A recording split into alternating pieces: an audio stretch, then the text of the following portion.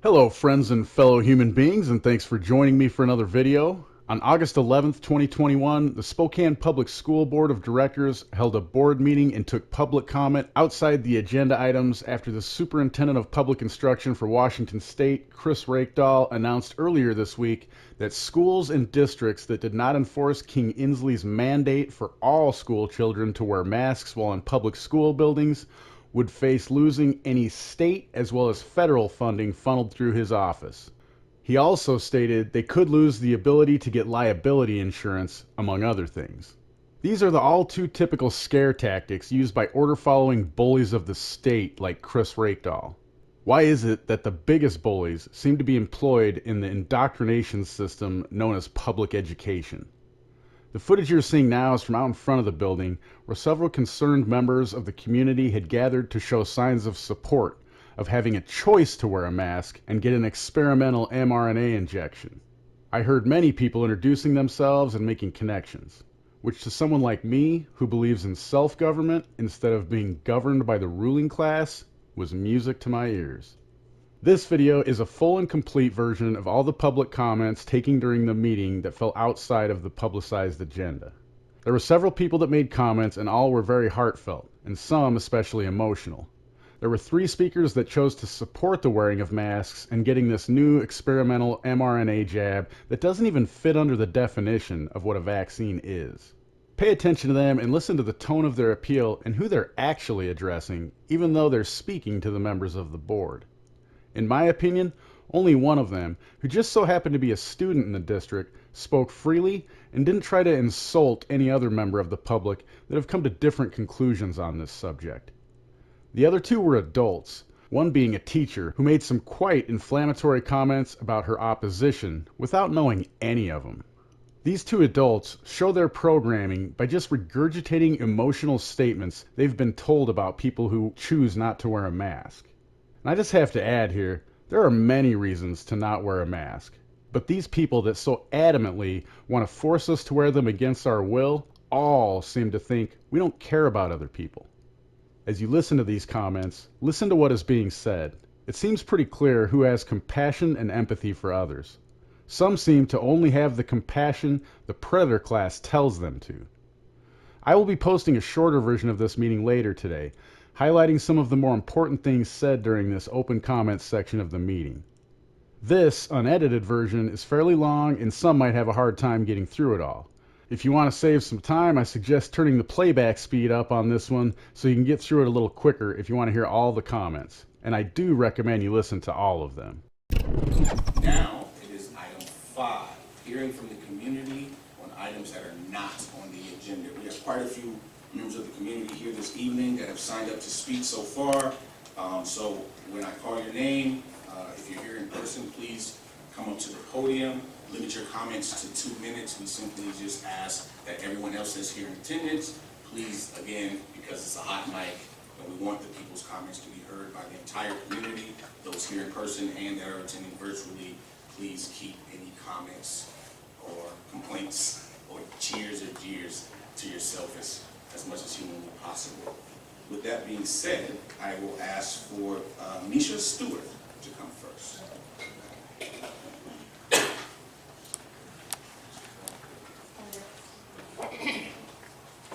And I mentioned it's 2 minutes. Okay, I feel like going first.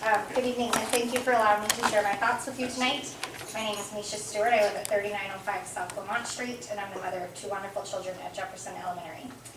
I thought I had 5, so I'm going through here. Tonight I'm here to plead with you about finding common ground for the sake of our kids, their health, and their overall well-being. I'm asking you to take a stand with us, as many, our families, and the many other districts across Washington State that want to provide our families a choice when it comes to making our own medical decisions regarding masking and vaccinations. We can either continue to comply, as the most recent email indicates, or you can be a trailblazer and say no more. I want to tell you a story from the end of last year. It's been an unusually warm summer, and June was no exception. This particular day was in the 90s, and I approached school for pickup. I noticed several classrooms in the late afternoon having a backpack recess. My heart broke as I watched our children running around with sweat pouring from their foreheads and wet, sticky masks clinging to their faces. The bell rang and I witnessed a child rip his mask off, throw his arms in the air, and triumphantly shout, "I can breathe. I can breathe." Honestly, is that the future that we want for our children? Is this what we're doing to them? When the best moment of their day is the moment the bell rings and they can finally rip the mask off for a chance to breathe again? We should be ashamed of ourselves for letting it get this far. Since the beginning of the pandemic, our children have been asked to bear a burden that was never theirs to begin with. They've had their lives rocked by virtual schooling, masking, cohorts, social distancing, the removal of sports, and cancellation of major academic and social milestones like graduations and prom. They've never been shown to be super spreaders, yet we continue to punish them and make them feel as though their very existence is a danger to society. Statistically speaking, they're at zero risk themselves of having severe complications or dying from COVID. The Washington Department of Health's COVID-19 data dashboard shows that children 0 to 19 have accounted for 18% of all cases, but only 2% of hospitalizations and 0% of deaths. Based on this, I cannot understand the logic behind continuing to universally mask healthy children. I'm calling on you tonight to organize an independent third-party survey to discover our wishes. And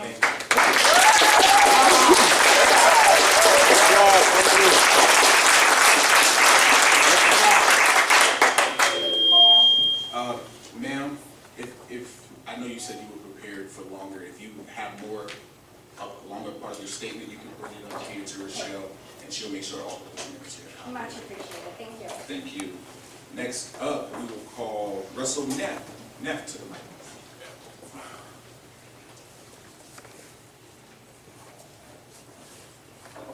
All right. Hey, Russell. Hey, how you doing? Good evening.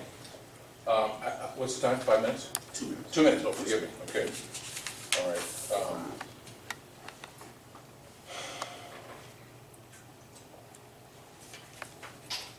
People come to these meetings desperate to influence your positions that they elect you to support their needs. I'm an engineer, and I'm a person that has worked in the pharma industry. I will not try to talk like a lawyer, I will not try and talk like a doctor or a statistician, because I'm not one. But people forget that the most important person in the room next to the student is the parent. I'm a father of a 14-year-old girl, and here to represent her and many parents of this and other school districts. The mask mandate hurts my child, and I'm here tonight to represent her needs. My daughter has had headaches and lots of interpretations from teachers. The masks make her feel less confident because her smile says a lot about her and the way that she expresses her personality, and masks take that away from her. One of the Sacagawea middle school counselors called me one time and said, "Your daughter's always smiling," and this was before the pandemic or the March 16th closure, but he said, "She's always smiling, and it's great to see that every day." But afterwards, of course, because the masks are over her face, she can't do that anymore. And then she said, "That's part of my personality, and it's being taken away." Masks make her feel sad because she can't see people, and she wonders if teachers like her because she can't see their smiles. Right? She gets a lot of, like a lot of kids, they can't pick up the cues, so they're not sure if they're being approved of or not. She seeks approval from her teachers, from a nonverbal cues, like all students do, because most of our communication is nonverbal. Masks are teaching kids to be afraid of other people. Mask wearing for an entire day of school puts her health at risk, and the AMA has substantiated this on July 6th. We don't know what kind of health impacts we'll have later. Often as our society, we do things, react, and then what? Does that mean it's over? Yes, sir. Oh, wow, okay. I was just getting cookie. Same thing I said to Misha Stewart, right? Rochelle's ready. Yes, sir. Appreciate it.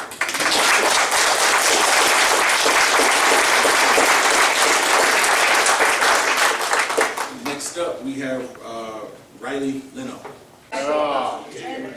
Just so we're clear, that's a genuine thing that really did She happen. just said the clapping affects the volume. It's ridiculous. It doesn't matter.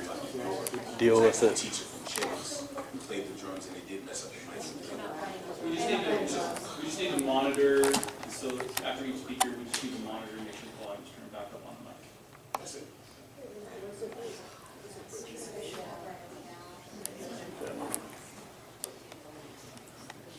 Hi, Riley. If you unmute yourself. No. Hi, this is Riley. Hey, Riley. Hi, I didn't realize it'd be going so soon. I guess I just briefly wanted to say that I'm really happy that the Spokane School District is pushing these mask mandates. But I'm outside right now. What I typically like to say in situations like this is it's better to be over precautionary than, send the kids home sick, and, it's easier to wear a mask than very long. So I just want to really thank everybody here who's fighting for children to be alive. And I think that's it. We're getting food out here, so I'm going to go. If anyone needs water, refreshments, snacks on either side, come on down. Yeah, we see you out there. All right, thank you. Hey, members of the public, again, please, we've been so respectful of the previous two speakers. Regardless of whether you agree or disagree with something that the speaker has to say, let's respect everyone here, please. Okay? Let's at least keep this respectful. Our next speaker is Misha Brown. And if I mispronounce anyone's name, please feel free to correct me. Maya. Yeah. That is a beautiful way to spell it. Well, I haven't thank seen you. that before. Thank you. Maya. I apologize for mispronouncing. No worries. It happens a lot, believe it or not.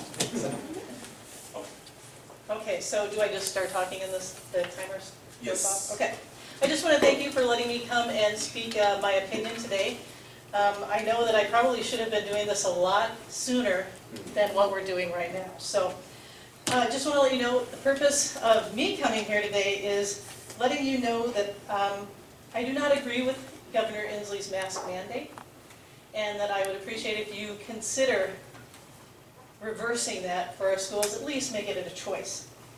And in a free society, people should be free to choose what is best for their own health and their family's health. I believe in this case a utilitarian approach to public safety is not acceptable, as we do not have, number one, unequivocal evidence for reduction in COVID transmission with the masks. And two, we don't know the full range of long-term or even short-term effects of these masks on kids. So I would ask, at a minimum, the board could maybe do a digital survey like they've done in the past, especially with, if I think about the cases of when we talked about redistricting the schools. There was a lot of community input, there was a lot of online input, a lot of people responded, and I just didn't see any of that really with, hey, what do you think about masks? Okay. I don't think anybody here, I would hope, isn't against students wearing masks to school, but it should be a choice. So I did actually look at a study. There was a study published in 2021 that compiled 65 different studies of the negative effects of masks. And some of the results of that said, a feeling of deprivation of freedom and loss of autonomy and self-determination, which can lead to suppressed anger and subconscious constant distraction, especially as wearing a mask is mostly dictated and ordered by others. And I'll tell you, just leave it at this. I have a teen and he felt that way a lot at school. Thank you.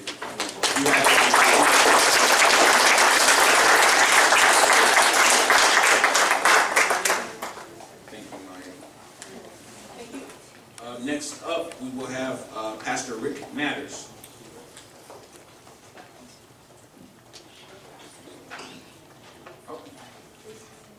Okay, you're virtual?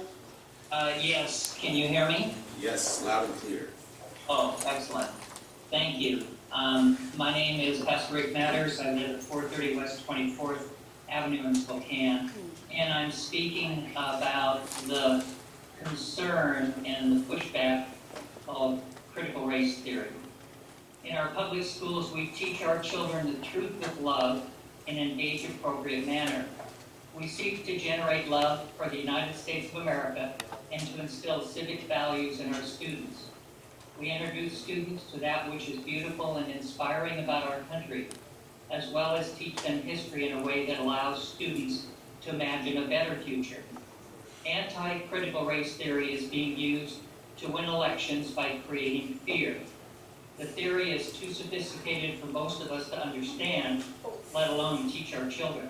Thus it can and is being used as an empty cipher to be intentionally filled with confusion and emotionally powerful fiction. One of the architects of the anti-critical race theory movement explains his purpose this way. I quote Christopher Rufo. The goal is to have the public read something crazy in the newspaper and immediately think, ah, critical race theory.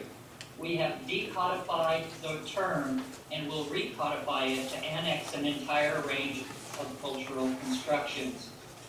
Given the range of emotionally charged fiction, it is understandable to have strong reactions, but don't let yourself be manipulated or coerced by a cynically political tactic, which is very much like the lies of Eugene McCarthy's communism scare in the 1950s. Anti-critical race movement actually intensifies racism and pushes us further apart, whereas truthful and age-appropriate teaching in our public schools celebrates America for its accomplishments, as well as points out how we can do better distribute liberty and equality for all. Thank you. Thank you, Pastor Matters. Next up, we will have Colleen Simpson.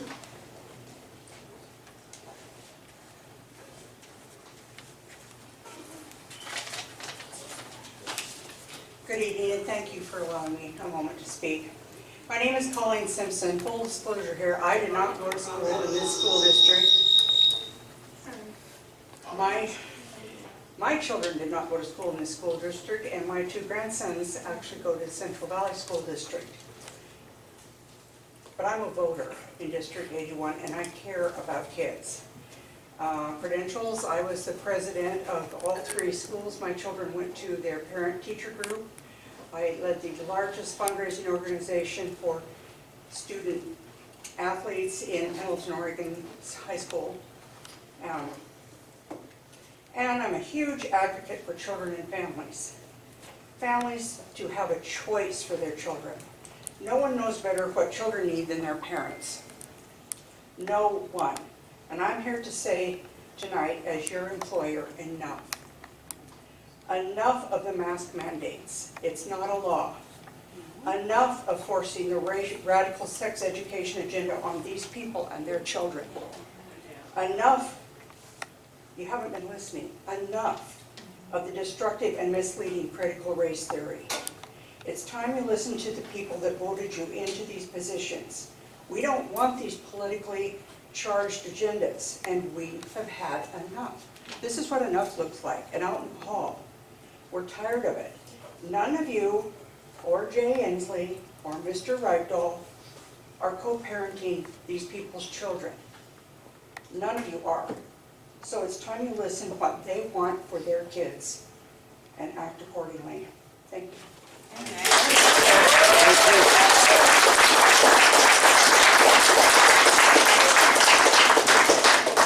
Just a quick point of clarification. Spokane Public Schools doesn't utilize critical race theory.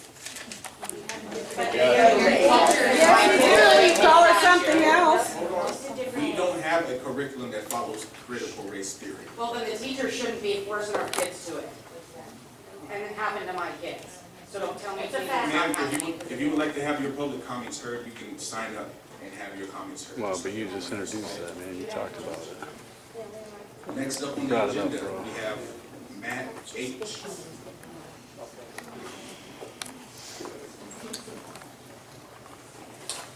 Good evening.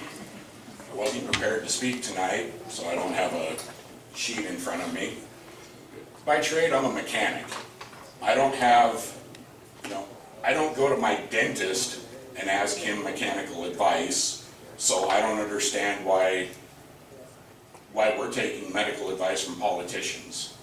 People that have absolutely no understanding of what is actually going on. There's a very, very small minority of people that are dictating how we live our lives now.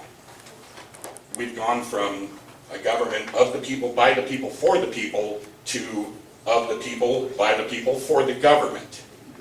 We need to all stand together and understand we're all Americans. We need to stop the division, we need to stop the garbage, and all come together. I love this country, and it breaks my heart to see what's happening. Our governor is a buffoon. He has absolutely zero idea how to live life. Because I'm tired of seeing my kids coming home exhausted, beat down, and just completely discouraged, having to wear their donning all day. This is a person's identity. And having to cover your identity, you're turning yourself from a face to a number.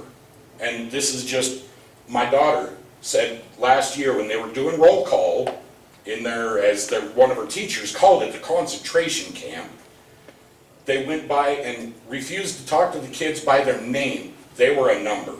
This is absolute garbage. The stuff needs to stop. Kids are individuals. They're not numbers. They're kids. We need to let them be kids because they're only kids for a very, very short time. We need to teach them proper things that are going to help them for their future.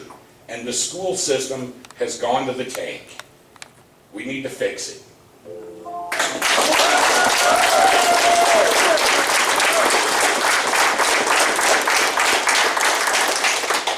Thank you.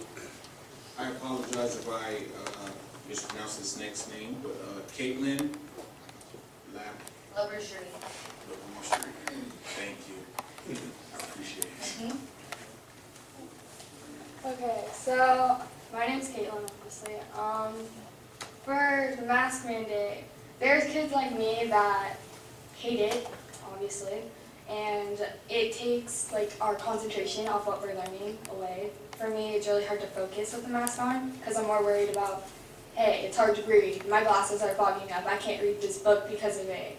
And I feel like it should be like our choice to wear a mask or not because it just sucks doing it and everyone hates it. And with sports, my brother is a wrestler and when they had to wear the mask, it sabotages them because they got their mask pulled in their face, couldn't see what they're doing. They lose because of that. And if it wasn't like that, they would have more, like, I don't know, they would have won or whatever. So, yeah. Don't forget about band. Oh, and with my band, yeah. With the band, we have to wear a mask, and it makes it so much harder to play our instruments. It's so hard. And we have these stupid masks that we have to wear, and your instrument doesn't even sound the same, because you have to put these stupid things on the instrument. Then you have to wear the mask on top of it, and you can't even play your instrument. It sucks. It's hard. And I just hope you guys take it into consideration and hear it from students like me that we just want to stop all this bullcrap, honestly. Get it back to normal.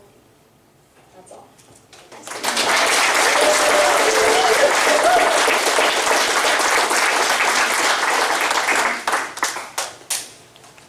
Next up, we have Christina.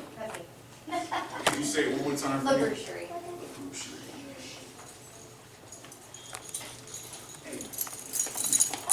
So my name is Christina, I'm Caitlin's mom. I have 4 kids in the school system. I have 2 in elementary, and then I have 2 in high school. One that's she's actually going into high school this year. She's gonna be a freshman.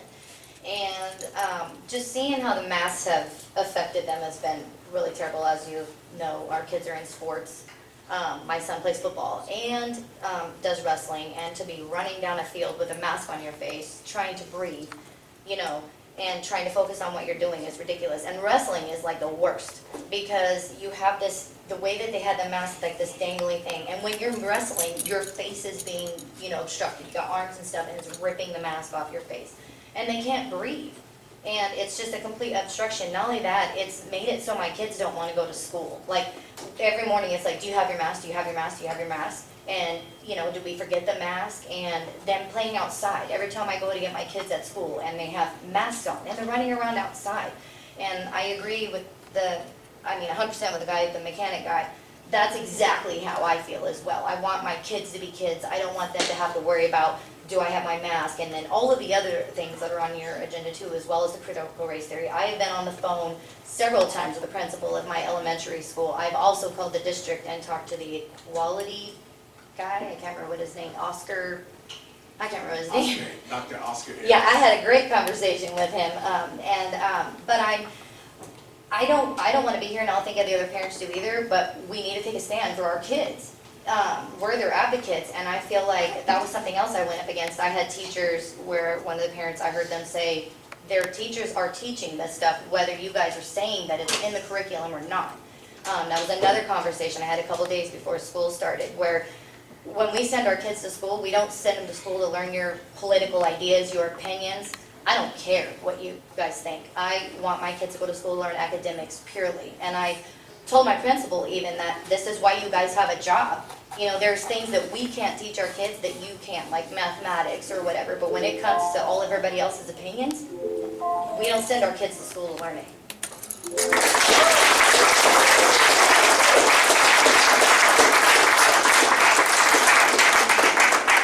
Next up, we have Jonathan Steinhardt.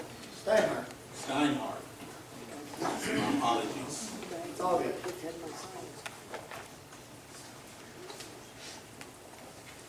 I want to thank you all for allowing me to speak. I didn't prepare a speech like some people, so I'm sorry if I stumble over my words. But I'm a father of 5, and I've watched my kids come home over the last year and a half struggling from school at home, struggling academically, to my daughter crying at her first play date in months, seeing another friend. And then my daughter's crying going back to school for the first time and not being able to hug anyone. And this has affected them emotionally, and this is trauma that they're not ever going to get rid of. They will always remember how the school made them feel and how the state made them feel with these mandates. And now we're still struggling with these masks. I know if I put anything over my kid's face that stopped them from being able to feel like they can breathe, or stop them from being able to feel like they can speak clearly, that would be abuse. As a parent, I am not allowed to do that. And as a school district telling us that we have to put something over a kid's face, if they feel that they cannot breathe properly, it should be considered the exact same thing. It doesn't matter what we think. The child is the one suffering. And we need to listen to them. And I've listened to my 5 kids suffer for the last year and a half dealing with this. And I would really like that to stop and us to be able to move forward as a family and as a community. I don't want my kids to be raised thinking other people are scary. I don't want my kids to be raised to think they can't be close to their neighbor, that they shouldn't be able to hug their friend, they shouldn't be able to shake hands. We have a problem in America where communities are falling apart across the nation. We have enough of a problem of kids stuck in their cell phones and not interacting with each other. And human beings are supposed to interact with each other. They're the healthiest, they learn the fastest, they're most productive when they are overall intertwined with the people around them in their communities. And this mask mandate forces our kids to be afraid and teaches our kids, you should be afraid, you shouldn't be near anyone. And I don't want that for my kids, I don't think anyone else wants that for their kids. If you want to wear a mask, please do, but kids who think they don't need it, kids who feel, sorry. Yeah. Thank you so much.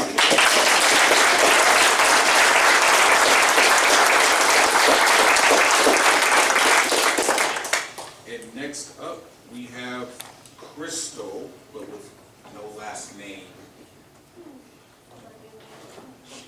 I meant to write it. She wrote it. Oh, okay. Okay, well, thank you for letting us speak. I'm going to read a letter to you from Chris Reichtel, to a constituent. The person says, "Never have I seen an opt-out offered, but here it is from himself, Chris. Sorry, after rereading this, it is his recommendation, and King Inslee overruled him. Thank you, Matt. 9 children have died of COVID in our state and more than 400 nationwide. Department of Health has all the data that you need." This is responding to this person. Look at the raw tables and not just the rounded percentages.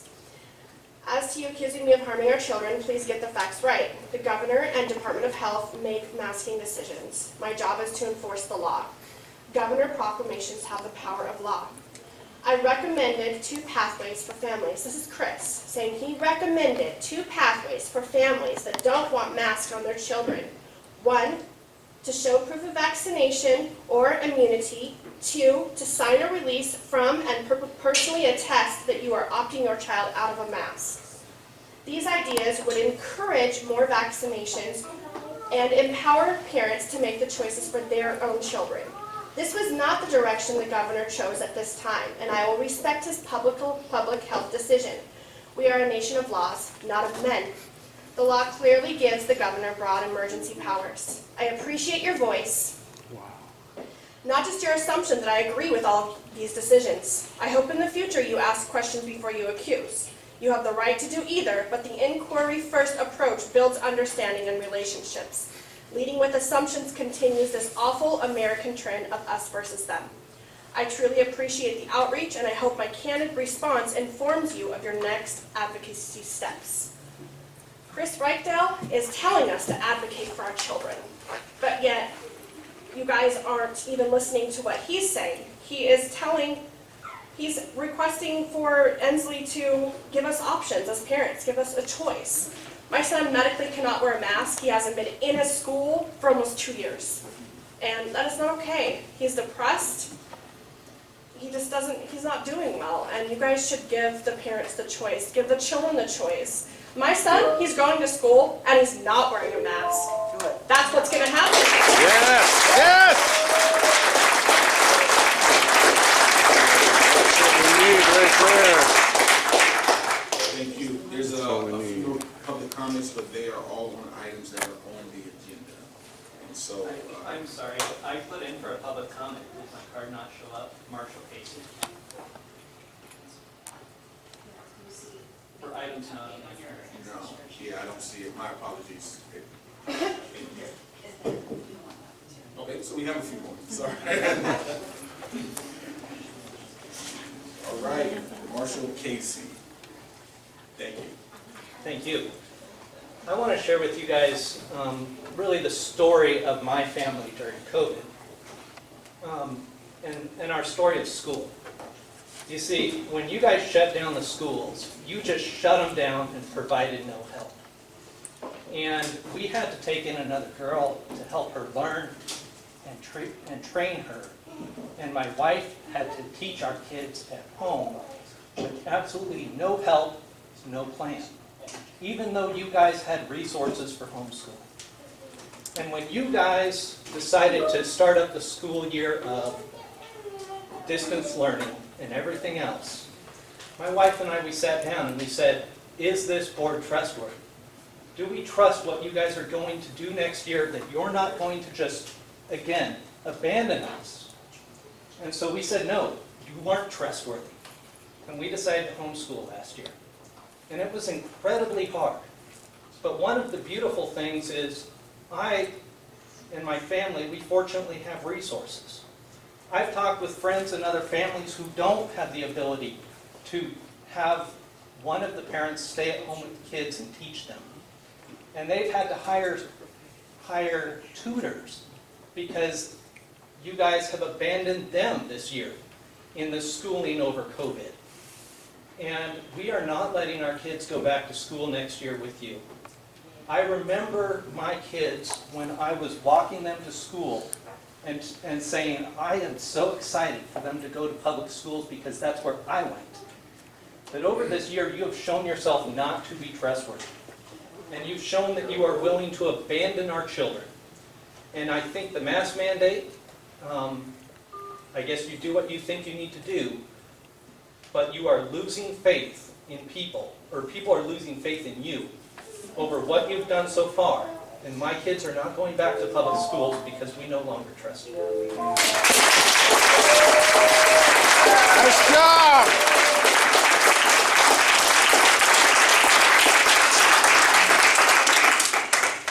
Next up, we have Alyssa Marlow.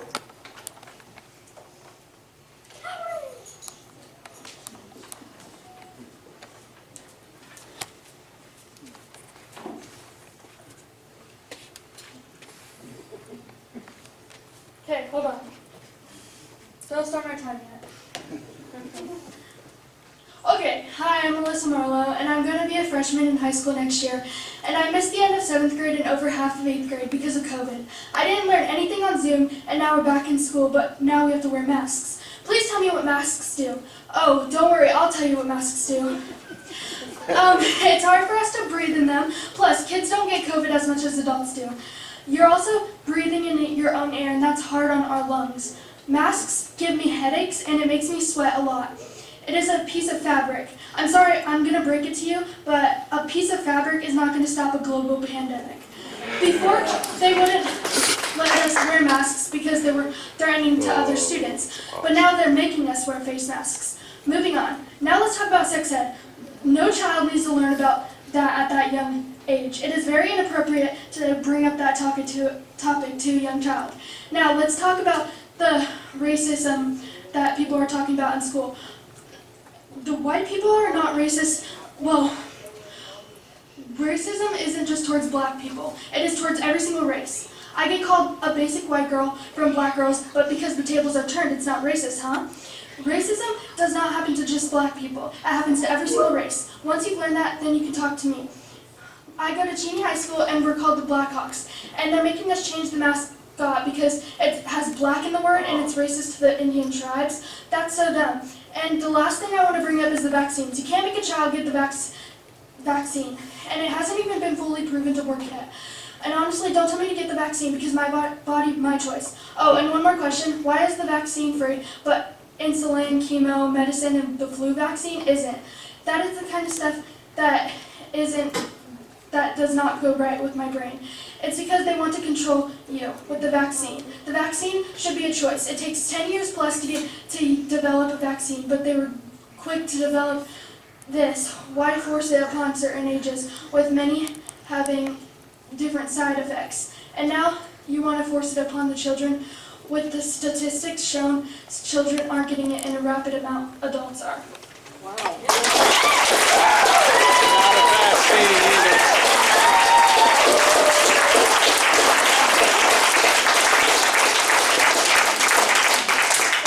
I think we need to send our kids to Cheney. Amen to that. That was impressive. Okay, now I think this is the last one for now. Julie Mosey.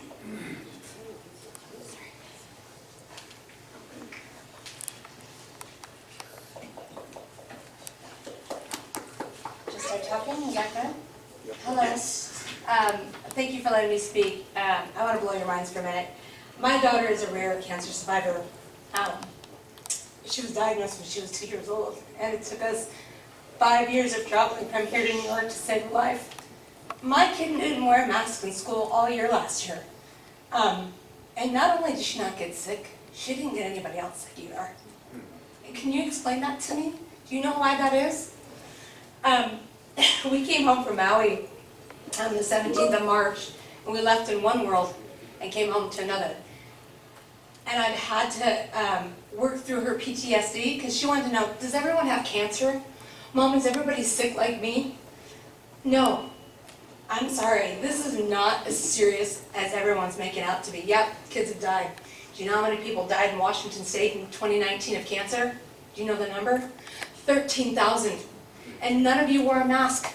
Probably none of you wore a mask. And you sent your kids to school sick, and you sent your kids to school with fevers, and people just sent their kids to school. And you had no idea that there were other people dying of cancer, and you all went to the store, and you touched things, and where were you? You were nowhere. So I want to blow your minds for a minute. My kid is a rare cancer survivor, and I'm going to swear, she's a badass. It's a true story. And she was at school all year without a mask, and she didn't get sick, and she didn't get anyone else sick. But it was just as difficult for her as it was for every other kid. Do you understand that? Do you understand that she had to watch her friends not breathe? She had to come home every day and say, Mom, I'm worried about other kids. They can't breathe. They pull their masks down. They're not comfortable. She said, and I worry about their health. That's where we're at. Mental health is not exclusive of physical health. Repeat that. Mental health is not exclusive of physical health. They both have extreme value. Yeah. Parents need choice. Thank you.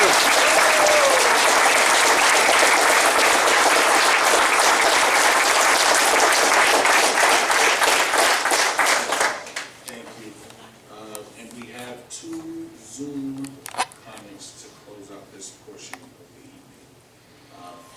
Next up, we will have Aaliyah Perry.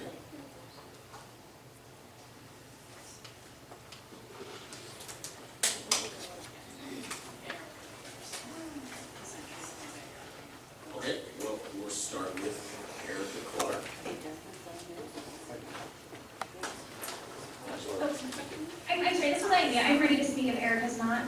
Oh, well, let's go, Aaliyah. Sorry, thank you so much. Do I just begin? Yes.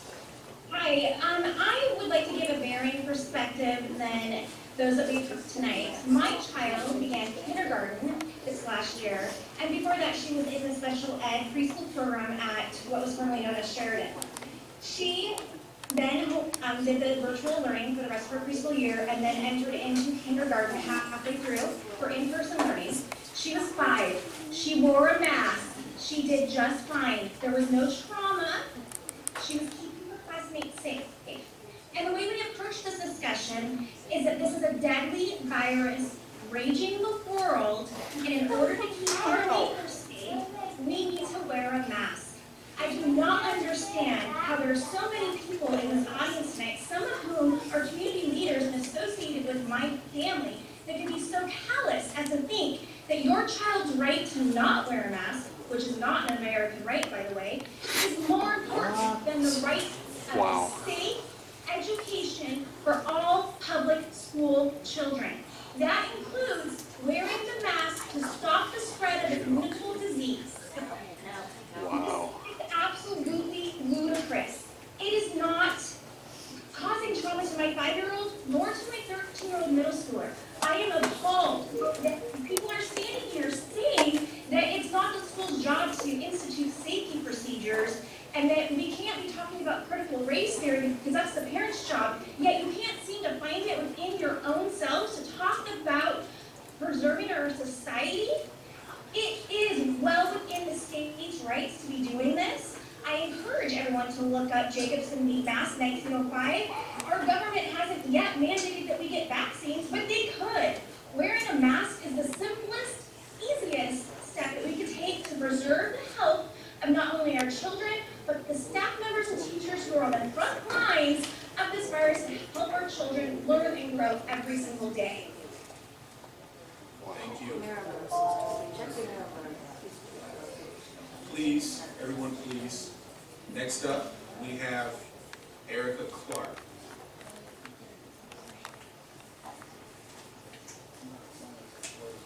Erica, you're on mute.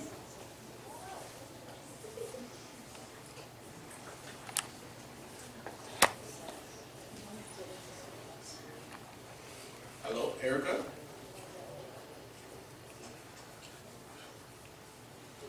I can see you in the room. It keeps asking me to unmute. Oh, that's Aaliyah.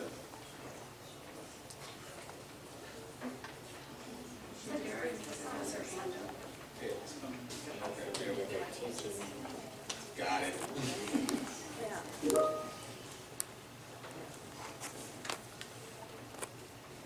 All right, Erica, you should be in. Okay, can you hear me? Yes, there you go. Thank you. So, I wanted to speak tonight, number one, to clear some things up. So, I am a staff member and I'm also a parent. I have a kindergartner from last year and a junior from last year who will be in first and 12th grade. Both of them wore masks to school. They went to school. My kindergartner learned how to wear a mask. He learned how to eat and put his mask back up.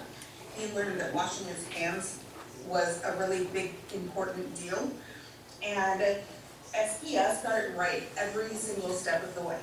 So for parents like me, who are also staff members, or maybe who aren't, who have health issues, underlying health issues that, or are immunocompromised, wearing masks is a really big deal. There's a lot of people I've heard, and my heart is broken actually hearing kids talk about just masks suck, we shouldn't have masks, because the truth is that the reason that we wear masks are to stop the droplets from spreading. And so for any of you who don't know that, you can look that information up on the CDC website or Mayo Clinic or any reputable medical website of how and why masks stop the virus from spreading. It is through droplets. As an educator, I just want to make a clarifying point also. We don't teach CRT in Spokane Public Schools, period. There is no, we teach components of it, there's not that, that's not a thing. That's a college level course that's actually high college level, and kids would not understand that if we tried to teach it to them. Clearly, there's many in our audience who don't understand it either. Thank you very much. Thank you. Do you trust her teaching your kids? Excuse me, again, regardless of whether anyone agreed with or disagreed with any of the previous comments that were heard tonight, respect was maintained. Let's continue to maintain respect. Their comments aren't respectful to free people. And other people made comments today. They were respectful, though. We can all be respectful, Someone you called guys. someone an A. Hold Be on. respectful. It's not hard. I'm on your guys' side, but it's not hard to be respectful. We can respect everybody. It's simple. Appreciate that. So that ends the public comment portion for this portion of the evening. We heard one of the speakers talk about rights and who has them and for what. Do you really think anyone has the right to tell others who have not violated the non-aggression principle what to do with their body in order to feel more comfortable taking the same everyday risks themselves? Or is it their responsibility to protect themselves instead of forcing you to protect them against your will? Thank you again for supporting my channel. Just by watching my content, you are supporting my work. However, if you want to support me in other ways, sign up on censorship-fighting YouTube alternatives like LBRY, which uses Odyssey for its video platform, or Hive. Use the links in the description to earn yourself some decentralized crypto for getting started. There are non-cryptocurrency platforms as well, but you might as well get something of value in return for your support of your favorite content creators. Links to all of the platforms you can find Questionable Authority on are in the description. And don't forget to check out the Questionable Authority merchandise store.